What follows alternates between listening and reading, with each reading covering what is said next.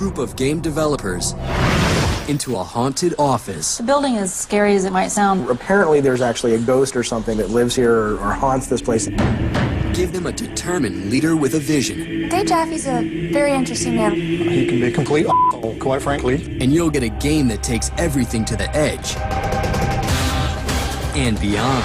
God of War is the game that I've wanted to make since I was a little kid. It's a hardcore game. It's gross. There's blood and guts, but it's a challenge. There's this great big high adventure, hyper-violent, overly sexual, adult action-adventure game. That's kind of God of War in a nutshell. This is a behind-the-scenes look at the making of God of War.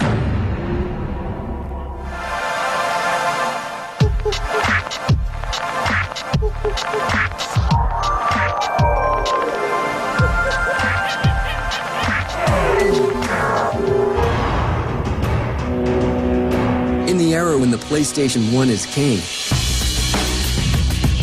a team of veteran game developers strike out on their own to create Sony Computer Entertainment Santa Monica.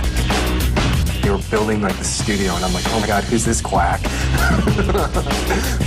Playing a key role in this newly formed company is David Jaffe, a man with very particular talents. He can be a complete asshole, quite frankly. He says exactly what is in his head at any given moment. So I'm like, this is my one shot, I'm just gonna go for it. I'm not cutting shit. And that can be very, very amusing. They've done some really crappy, low-budget fighting games. It's like, this game sucks. He wants to see his vision carried out, and he's very particular, and he knows what he wants. The company's new offices are every bit as unique as the people inside them. A lot of the guys who had worked on Twisted Metal and who worked on Jet Moto really all decided to get together and open up a new studio. We started the studio with the intent to create new franchises for Sony and for PlayStation 1 at the time, and now PlayStation 2. We probably started with about 13 people. And from there, we just expanded, hiring people from Los Angeles and other game development companies. I think we have probably about 60 people here in Santa Monica. We came into this building somewhere around 2000, but it used to be this kind of old train station, like back in the 20s. The building is as scary as it might sound, a brick building in the middle of California, which is a little bit if you need earthquakes and so forth, but it already kind of has an industrial feel to it because there's very little offices and there's exposed piping and rafters and so forth. Some even say it's haunted. Apparently there's actually a ghost or something that lives here or haunts this place, and I love ghosts. I love the whole concept of ghosts, and I would love to see this thing, and I've never seen it. Yeah, there's been rumors of ghosts that walk the mezzanines at night. It's always the guys who are like, oh, you know, I saw it out of the corner of my eye, or I saw it and you were in the bathroom, or you were home, and I'm like, damn, I just missed it. I don't know, I haven't seen anything myself, but you never know. Ghosts aren't enough to keep this team from making their first game. We originally decided to make a racing game because we thought it would be relatively easy, and that was Kinetica. It's this futuristic racing game where you're zooming around inside these tubes. But Kinetica is only a warm-up. At the end of Kinetica, we decided that we really needed to try and make something more ambitious. We wanted to do something AAA, and we knew we wanted to do something third-person action game. We took like 6 months and just threw out as many ideas as we could come up with. The first idea that Dave ever came up to me and goes, what do you think about making a Greek mythology game? I'm like, that's awesome.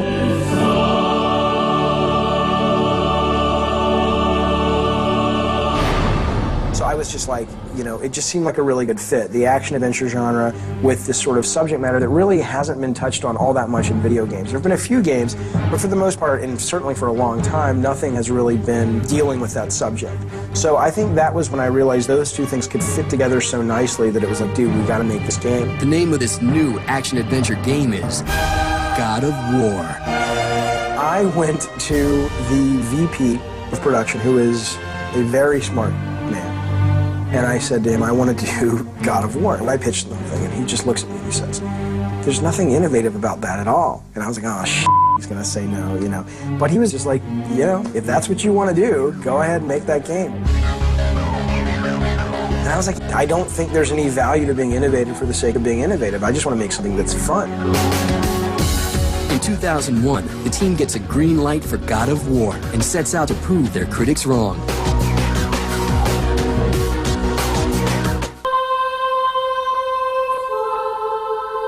Now that God of War has a green light from Sony, David Jaffe and his development team in Santa Monica roll up their sleeves and get to work.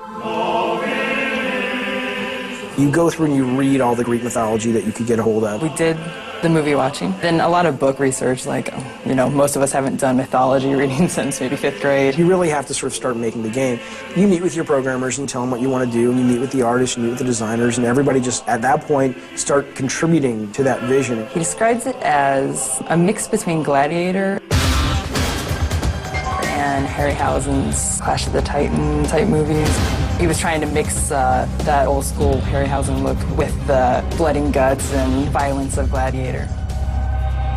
The main thing about Greek mythology is coming up with characters, right? And so everybody knows what Cyclopses are and Medusas are and Minotaurs, et cetera, et cetera. And I think that's one of the benefits of our game is that there's already kind of a familiarity with it. The team breathes new life into some classic creatures. As far as tone for God of War, we're trying to tap into, I'll say, the darker recesses of what kind of goes on in the human psyche. All right, I'm ready. Okay, performance ready? The aspects that you don't really like to think about. Action. Get out of my head, Rich! We're trying to make more prevalent, brought to the surface on all the characters. You all right? That didn't hurt, did it? No. If it's the centaur, what was it about the centaur that really made you afraid to be near one? What was it, those driving things? Is it the hooves?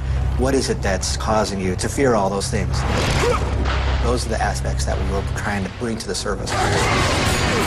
We just have to sort of come up with a good twisted look on it. And when the character artists go out and they start developing that concept, they just go crazy on it. In the final version, he actually cuts the legs off. The pieces are kind of flying off. If you see what Medusa looks like in our game compared to probably what she looks like in Clash of the Titans, it's completely different. Our Medusa sure looks freaking cool. But giving mythological creatures a new look isn't their biggest challenge. The hardest thing about coming up with the Greek mythology angle was coming up with who the main character was going to be. We probably spent, I think, a year and a half before we came up with sort of the final look of Kratos. With Kratos, what I wanted to do was really create a character that, I mean, I'm a short guy. I'm 5'6", 5'7", something like that. I've put on 40 pounds in God of War. I am not Kratos, but inside I am. We're gonna rally the troops! We're gonna burn this city! I have the tenacity, I have the ferocity, I have the anger, I have the capacity for violence that this guy does. For me, it's almost like I want to make the guy that I wish I could be.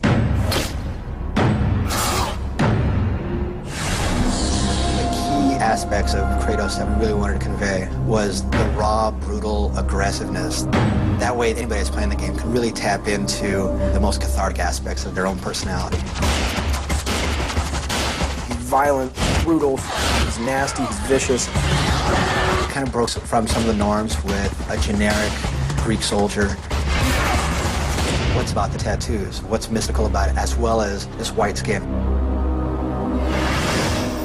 Not to mention all the scars, the wrath. All these elements kind of combined together shows just how tough this guy is.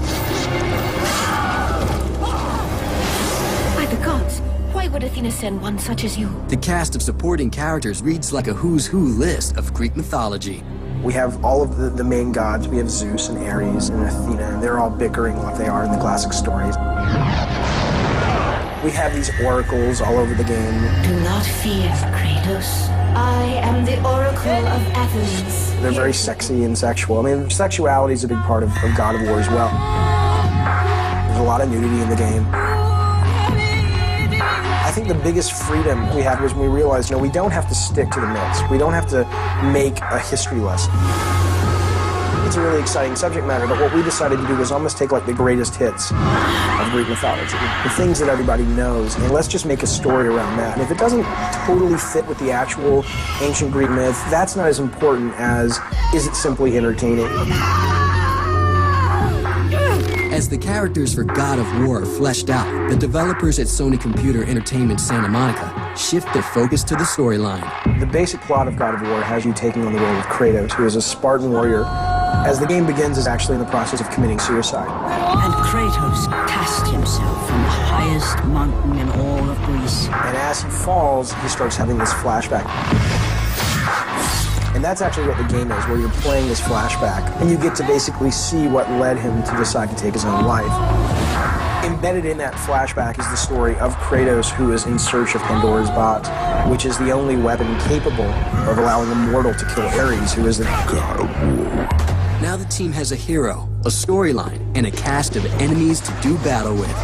But what kind of game will God of War actually be? Then you have to sit down and go, exactly, okay, this is great, your world is great, your monsters are great, but you're like, what's the mechanic? What do you do?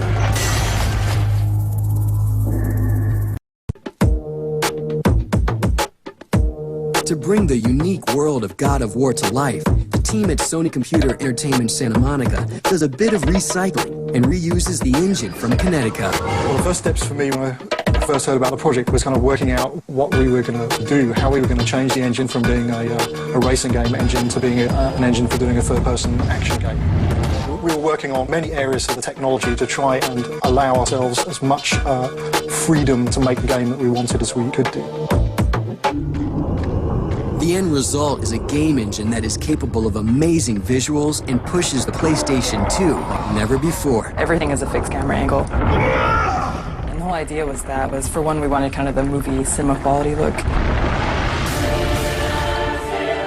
And also, we don't want the player to have to struggle with the camera. Like you're fighting and all of a sudden I need a different point of view and have to adjust the camera. We just wanted you to be completely immersed into the game.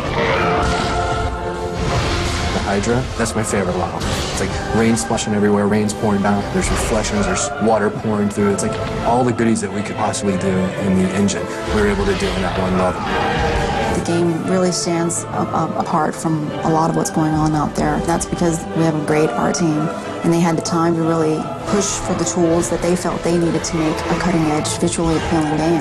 The team also needs to ensure that the gameplay in God of War is every bit as gritty as the storyline. The design team gets together every day and we just start throwing stuff out there. You just kind of have this wish list of all the things you would love the player to have. And then you just kind of tone that down as to make it more realistic of what you can actually make. To design a fun game, it takes more than just one person's vision to make something fun. We did a lot of testing. Each design member would go off on their own, create something, and then we all sit together, review it, and play off of each other's ideas. They come up with a freestyle fighting engine which lets players be as creative as they want during combat and create a collection of deviously challenging puzzles. In a lot of games these days, it's like to them a puzzle is, you know, pull a lever and a door opens, and if you can get through the door before it closes, that's a puzzle. All it is a lever that you pull. I mean, it's insane that they get away with that. So we racked our brains on the design side. It's like, let's come up with actual puzzles. Puzzles were really, really cool and creative. The game does a really good job of mixing up various gameplay elements. One moment you might be slashing away at 8 bad guys.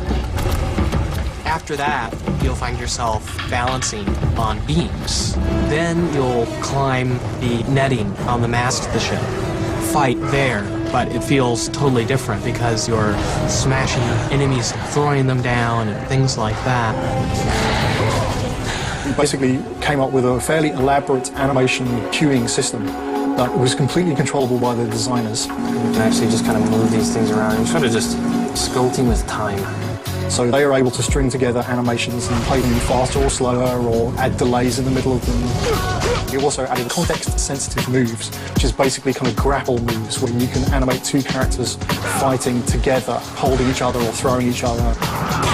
And they just took it to this next level where you were doing these amazing combos and every move could be linked together into a different combo, and you really had this freedom to experiment. Each enemy Kratos faces will be a unique challenge. Kratos really lets the enemies have it in ways that you probably haven't seen in games before. I'm personally fond of like Medusa and the Cyclops. With Medusa, things go on in the air, things go on everywhere. She's everywhere and anywhere during combat. She's much faster. With the Cyclops, combat with him is beyond the simple aspect of throwing a spear at the eye. You're going to see varying styles of gameplay that you're going to have to deal with.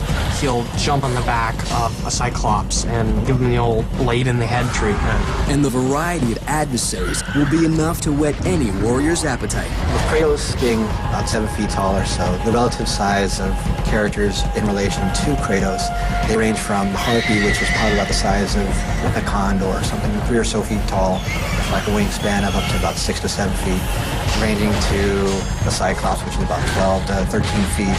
Medusa in length is probably about 16 feet. But then you'll run across characters throughout the game that are close to 80, 90 feet tall. We've kind of built some of those into some of the boss fights. As God of War nears completion, it becomes clear that this violent and gritty game isn't for the faint of heart. But the team is about to push the envelope even further. Ready, here we go. 3, 2, 1, go! Sweet. SCEA's God of War is shaping up to be a visceral and violent tour de force. But blood and guts aren't the only things that will give this game a hard M rating. Stay, Kratos. Just a bit longer. There's actually a couple of places in the game where you can actually have sex in the game with Kratos, and it's like a little mini game. It speaks to the world, which is this animalistic side that Kratos has. He's a badass on the battlefield, he's a badass in the bedroom. I wanted that to come across. The sexual content in the game, for me, I feel if it's part of the character development, it works. I think Kratos is a pretty hot, sexy man myself. To see him engaging in a little activity, it's to be expected, right? When players play it, they'll be like, that's really fun and it's cool, it has no reason, but it kind of does bring the story out and develops the character. But really, God of War says, I am a mature game for grown-ups. I'm not going to hold anything back. It really doesn't seem to be ashamed at all of being a game for adults, and that's one of the most appealing things about it. Let's broaden this genre a little bit. Let's basically bring games to adults. I think that Sony's like, of course, games aren't for kids. We've been saying that since PlayStation 1. Games are for everybody. They were actually quite supportive of the sex and the violence. As long as they're like, dude, you gotta have an M rating. We gotta make sure this is advertised only to adults. And it was like, yeah, of course. And after that, they're like, sure, make a game. As God of War gets closer and closer to the finish line, the team brings in musicians to score the game. The music went through 3 stages. I was really interested in licensing classic 70s and 80s rock. And I was like, that would be great to have this Greek mythology game set against kind of, rock and roll. And I played a game and I listened to some rock and roll on my headphones. I'm like, okay, this is really stupid. It's not working at all. So from then, it's transitioned over to more of kind of the synthy 70s, 80s kind of orchestral score. The sound guys were just like, dude, no one's gonna like that. Anybody younger than 30 is just gonna think that's so stupid and cheesy. Ultimately, we ended up going with more of a traditional orchestral score with live choirs and things like that.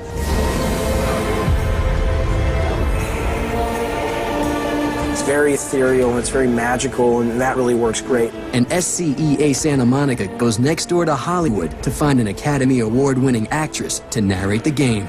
The first choice for the narrator was always Linda Hunt. People were like, who's Linda Hunt? And I'm like, dude, she is awesome. She has this phenomenal voice. The sky split apart, and the God of War stepped through. And everybody heard it like, oh, she was absolutely right. I was so grateful that she said yes. He would murder the God of War. The public gets their first taste of God of War at E3 in 2003. We really worked our butts off to make that a really good demo. So we really want to come out with a good reception. And people were like, okay, this is kind of cool, but it didn't knock their socks off. But then with 2004 E3, man, that could not have gone any better. It is absolutely awesome. We constantly had lines to play the game. People were talking about the game. We got tons of nominations and awards. And it was just like, thank God. After more than 3 years of hard work. 3 years and we're almost done. Light at the end of the tunnel. What I am is tired. Tired and more tired? SCEA Santa Monica finally finishes God of War. And for this weary team of developers, the game is worth every ounce of effort they put into it. The Sony Santa Monica team is incredibly talented. They've really spared no expense. They've really thought through everything that needs to be done to make a game look amazing. You put your blood, sweat, and tears, your heart and soul in this thing for over 3 years. It's just a great feeling, and we're going to make a statement. It's a hardcore game. It's gross. There's blood and guts, but it's a challenge. Working with Dave is an entertaining experience. He's a very driven individual. He's not always the most pleasant person to be around, but he gets the game made. God of War is the game that I've wanted to make since I was a little kid. There's this great big high adventure, hyper-violent, overly sexual, adult action adventure. That's kind of God of War in a nutshell.